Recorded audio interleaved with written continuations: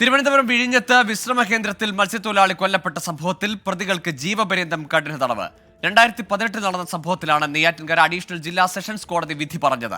വിഴിഞ്ഞം സ്വദേശി ക്രിസ്റ്റഡിമയെ പ്രതികൾ കെട്ടിടത്തിന് മുകളിൽ നിന്ന് തള്ളിയിടുകയായിരുന്നു.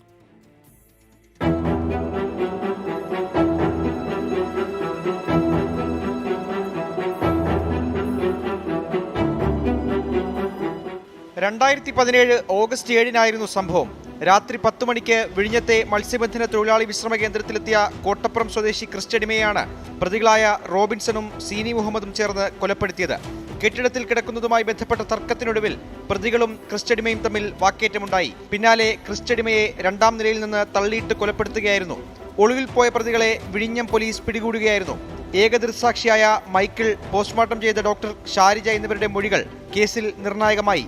1ഉം 2ഉം പ്രതികളായ റോബിൻസണും തമിഴ്നാട് സ്വദേശി സീനിക്കും കോടതി ജീവപര്യന്തം കഠിന തടവും 20,000 രൂപ പിഴയും വിധിച്ചു.